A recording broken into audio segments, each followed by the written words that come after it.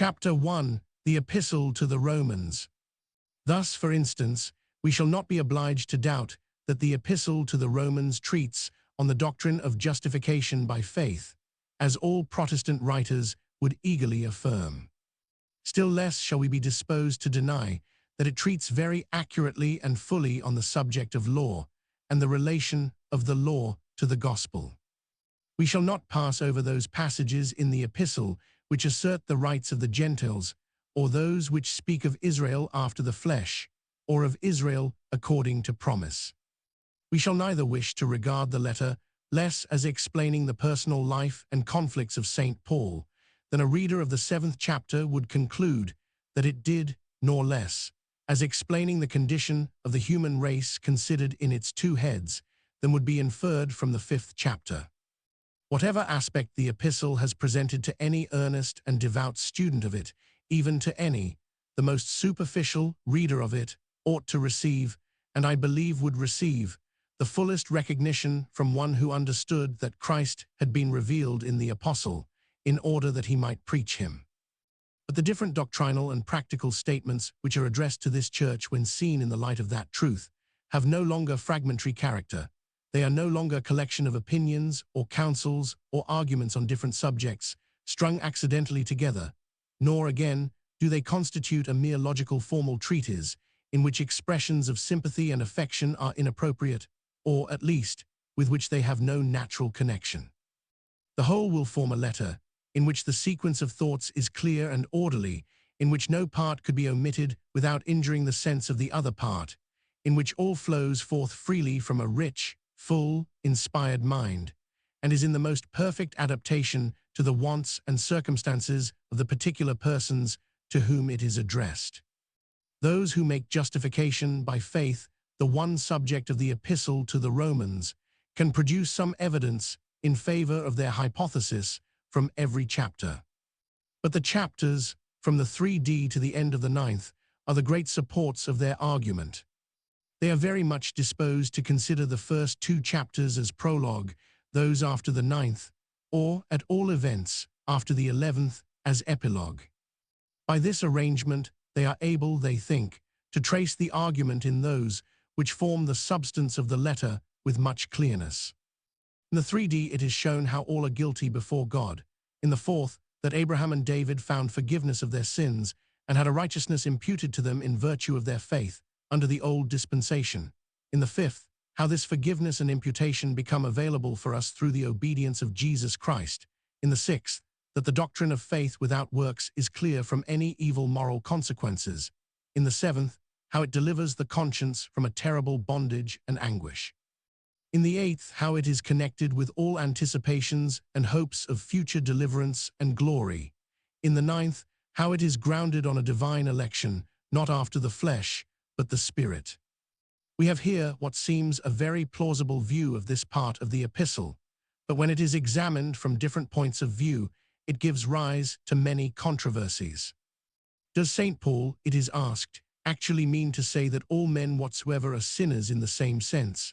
That the words, "There is none righteous, no, not one, their mouth is an open sepulchre, they have the tongues of asps, there is no fear of God before their eyes," apply to Samuel, Hezekiah, Isaiah? But if not, where do you stop? There is no limitation of the language. There are no phrases to intimate that the description applies to the unfaithful and not to the faithful. Nay, the whole argument would be destroyed by such a supposition. What faith, it is asked again, is this which wrought such blessings for David and Abraham? What was the kind and the degree of it? Did it point to some event not yet accomplished? Was it in the future or the present? If it was in the future, how does it resemble the faith by which people are said to be justified after the coming of Christ? If it was in something actual and present, what was there which was present to them and is present to their successors? It is further asked whether the idea of imputation of righteousness does not interfere with the express and solemn assertion of the apostle that the judgments of God are according to truth, and with his denunciation of the Jews for thinking that righteousness can be a mere formal thing. Another question takes this form: Would it not seem from the 5th chapter that the justification by Christ was correspondent to the fall in Adam, nay, that it was in some respects more complete than that? And how can this be, if the justification is only for those who believe in it, and they are so few? Then arises a moral difficulty. No doubt St. Paul says that we are not to continue in sin that grace may abound, but supposing that a man is not tempted to sin by the possession of grace, is he not forced to sin by the absence of it, and is not one consequence as terrible as the other? Again, if the faith of a man does not attract the grace, which would be a Romish doctrine, in what sense can faith be said to be really the justifying power or principle? Once more, to whom, I need scarcely say how often this question is repeated, does the description in the 7th chapter apply? To St. Paul, unconverted or converted? To a man conscious of an evil nature without being conscious of a deliverer, or to a man conscious of both and believing the latter to be the stronger? To whom do all the assurances of the 8th chapter apply? Is it not to those whom, according to the doctrine of the 9th, God is willing to save? Are there not others, vessels of wrath, whom, according to the same chapter, he is willing to destroy? It seems to me that all these difficulties may be traced to one source. It is assumed that St. Paul's theology starts from the idea of human depravity, that he looks upon Christ and all the acts of Christ. I am afraid of using profane language, but I know not how to avoid it, as mere provisions against sin.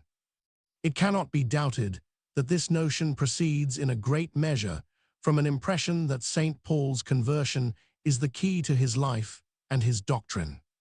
It will not be supposed that I can have any quarrel with that opinion. I earnestly maintain the soundness of it. But I must interpret his conversion as he interprets it. Then I shall have no motive to disturb the natural order of his epistle, or to represent the opening of it, wherein he seems to announce the innermost purpose of the whole as a mere porch or vestibule. Chapter 1.